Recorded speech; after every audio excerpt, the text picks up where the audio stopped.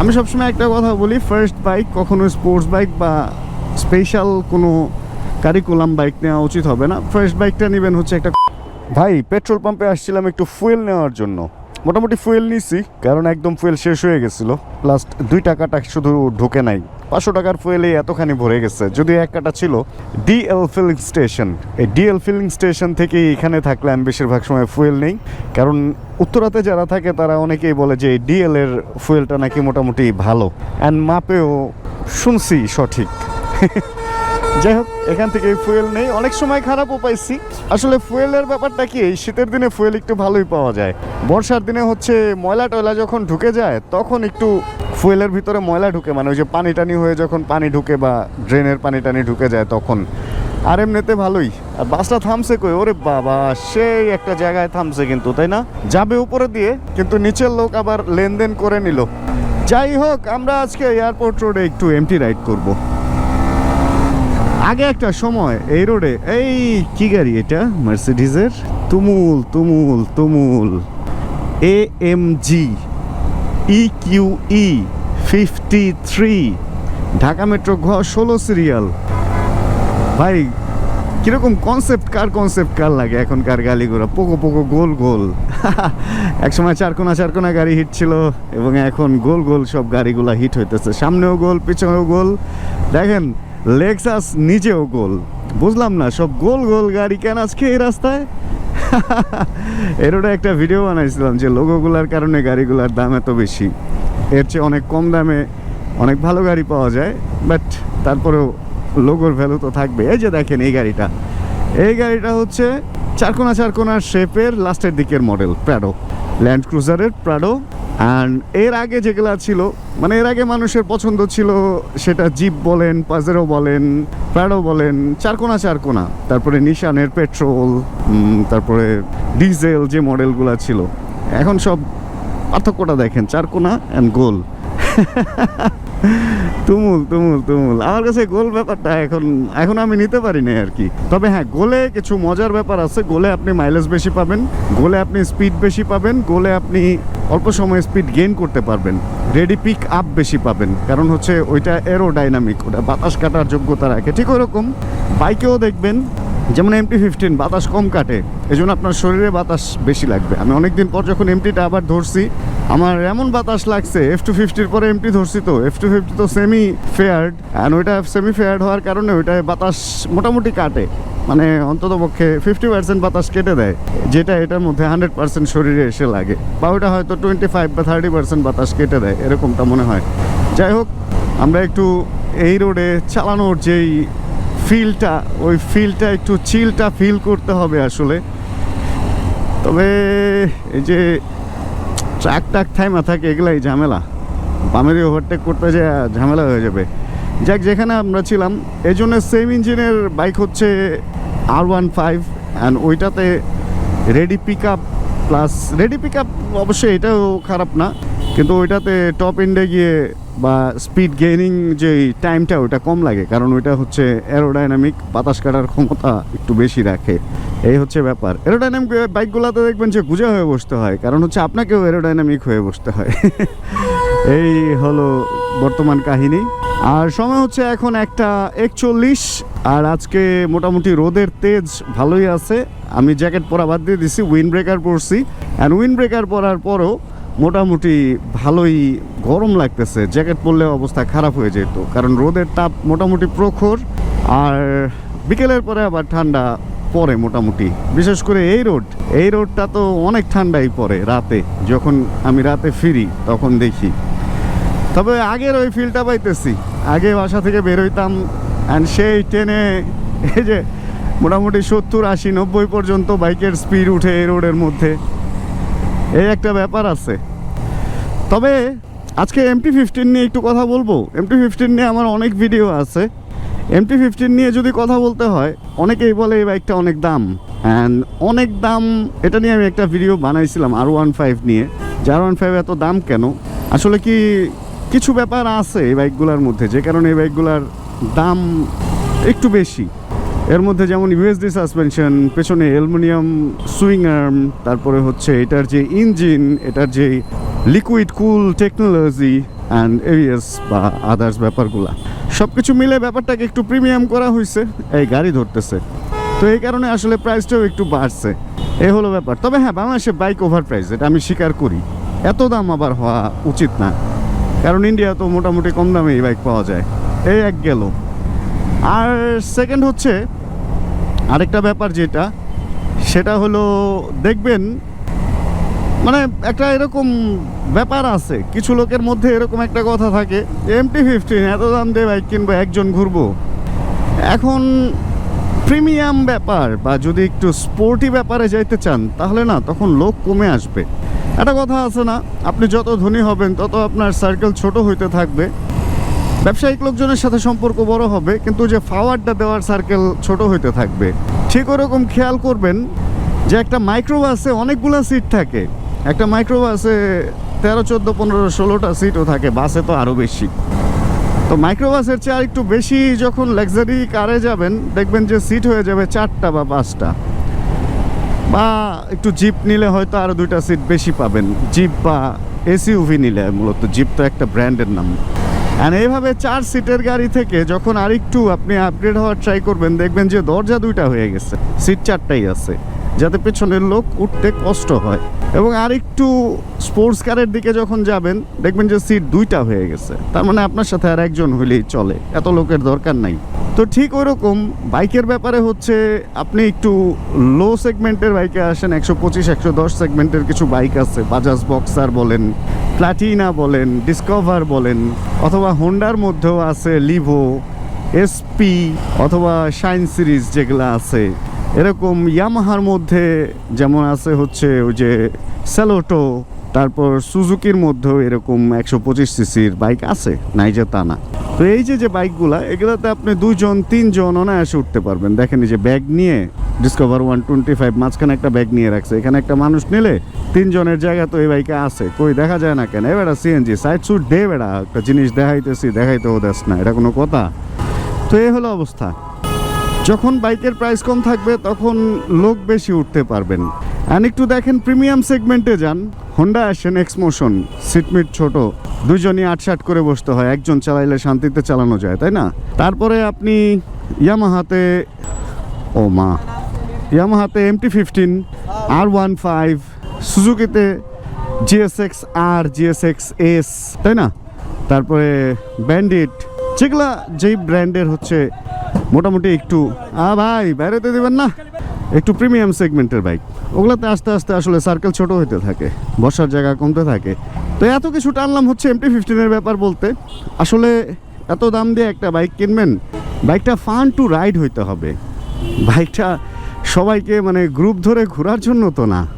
আহারে, দামি দামি গাড়ি বেঁচে গেছে, ফিল্ডারের সাথে CHR-টা হইল, মানিজ্যটা রইল, কই লাগছে বলে তো মনে হয় না। আহারে, হালকার উপরে ঝাপসা লেগে গেছে। যাক, এই ঝামেলায় পড়া যাবে না পরে। একটা জিনিস মাথায় রাখবেন, ঝামেলা যারা করে তারা বেঁচে যায়, যারা ঝামেলা দেখা সাক্ষী হয় তাদের সারা জীবন সাক্ষী দেওয়া লাগে। এখানে একটা ফাপড় আছে। তো MT-15 হচ্ছে এমন একটা বাইক, এটা হচ্ছে ফান টু রাইড। এটাকে যদি আপনি মনে করেন যে আপনার কাজে ইউজ করবেন, আপনি ডেইলি লাইফে বাজার সদাই করবেন, ফ্যামিলি নিয়ে ঘুরবেন বাচ্চা কাচ্চা সহ, তাহলে এই বাইকটা আপনার জন্য না। এই বাইকটা রাইডের বাইক ভাই, বাইকের পারপাস বুঝতে হবে। তো আমাদের দেশে আসলে অল্প কিছু বাইক, তো এই জন্য আমরা ওইভাবে সব সেগমেন্ট বাইক পাই না বলে আমরা মনে করি যে আসলে এক বাইকেই মনে হয় সব শখ পূরণ করতে হয়। একটা জিনিস চিন্তা করেন, আমাদের, আচ্ছা আমি কোনো দেশের নাম না বলি, GS একটা বাইক আছে, GS 1250, মানে 1250 সিসির একটা BMW-র বাইক আছে। বাইকটা অনেক বড়, অ্যান্ড ওই বাইকটা যদি আপনাকে রেগুলার লাইফে চালাইতে দেওয়া হয় কসাইবাড়ি রেলগেট টু দক্ষিণখান, তাহলে ভাই এটা একটা অসম্ভব। মানে ওই বাইকটা 1250 সিসির, কিন্তু এটা একটা অসম্ভব বাইক। অথচ আপনাকে যদি একটা ইলেকট্রিক চার্জের বাইক দেওয়া হয় যেটা স্পিড 50 উঠে, ওইটা দিয়ে দেওয়া হয় দক্ষিণখান রোডে, তাহলে আপনি মোটামুটি অনেক আগে চলে যাবেন। একটা 1250 সিসি বাইক থেকে একটা চার্জের 50 উঠে স্পিড এরকম বাইক অনেক আগে চলে যাবে। কারণ কি? কারণ যে রোডের যে বাইক। আবার আপনি 300 ফিট রোডে একটা চার্জের বাইক আর একটা 1250 সিসি দেন, চার্জের বাইক টেল লাইট খুঁজা পাবে না ওই 1250 সিসির। তো পারপাসটা বুঝতে হবে না, কোন রোডে কোন বাইক, এই হচ্ছে ব্যাপার। তো এই জিনিসগুলো নিয়ে সবচেয়ে বেশি প্রশ্ন হচ্ছে আমার হোয়াটসঅ্যাপ নাম্বারে আসে, কোন বাইকটা কিনবো, বাজেট এত। আমি সবসময় একটা কথা বলি, ফার্স্ট বাইক কখনো স্পোর্টস বাইক বা স্পেশাল কোনো কারিকুলাম বাইক নেওয়া উচিত হবে না। ফার্স্ট বাইকটা নেবেন হচ্ছে একটা কমিউটার বাইক, কম দামে একটা বাইক কিনবেন, চাইলে সেকেন্ড হ্যান্ডও কিনতে পারেন, যাতে আপনি ওই বাইকটা মোটামুটি চালায়া একটা এক্সপিরিয়েন্স নিতে পারেন। প্রথম বাইক মানে একমাত্র বিয়ে যেটাই হলো প্রথম মানুষ করে, প্রথম এক্সপিরিয়েন্স নেয়, যারা নিয়ে সারা জীবন থাকে। কিন্তু অন্য যত যা আছে এই দুনিয়ায়, অন্য যত যা আছে, সেটা বাড়ি ঘর, টাকা পয়সা, যন্ত্র, কম্পিউটার, তারপরে এই বাইক, সাইকেল, যা বলেন না কেন, যানবাহন থেকে শুরু করে রাস্তা পর্যন্ত, একমাত্র বিয়ে ছাড়া আর সব কিছু হচ্ছে প্রথমটা মানুষ এক্সপিরিয়েন্স নেওয়ার জন্য করে। অ্যান্ড আস্তে আস্তে হাত বদল করে, অ্যান্ড নতুন নতুন জিনিস নেয়, অ্যান্ড নতুন নতুন এক্সপিরিয়েন্স নেয়। এই কারণে কোনো বাইককে এত আপন ভাবার দরকার নেই যে এই বাইকে আমার সারা জীবন থাকবে। বাইক কখনো কারো আপন হইতে পারে না, কারণ এটা একটা মেশিন। মেশিন ভাই কখনো কারো আপন হইতে পারে না। মেশিন, এটাকে আপনি মেনটেন করবেন, এটা আপনাকে ভালো সার্ভিস দিবে। এখানে আবেগের কোনো দাম নাই। মেশিন আপনি মেনটেন করবেন না, রাস্তাঘাটে আপনাকে বিপদে ফেলবে। কারণ এই যন্ত্রের কোনো আবেগ নাই। এই যন্ত্র আপনি চালাচ্ছেন, আপনি বানাইছেন, মানে মানুষ বানাইছে এবং আপনি চালাচ্ছেন। এই যন্ত্রের বিন্দু পরিমাণ আবেগ নাই যে আপনাকে আবেগ দিয়ে বাঁচায় নিয়ে আসবে। আজকে যদি আপনি ব্রেক না ধরেন, ও কখনোই ব্রেক ধরে আপনাকে বাঁচাবে না। আপনি যদি ডানে বায়ে না ঘোরান, তাহলে ও কখনো আপনাকে ডানে বায়ে নিয়ে যাবে না। আবার বললেন না যে কিছু গাড়িতে তো সেন্সর দেওয়া হয়েছে, ওই সেন্সরটাও তো আপনি লাগাইছেন বলে এই গাড়িটা চলতেছে। তো ওরকম একটা সেন্সর যদি এই বাইকে লাগান, তাহলে এই বাইকও চলবে।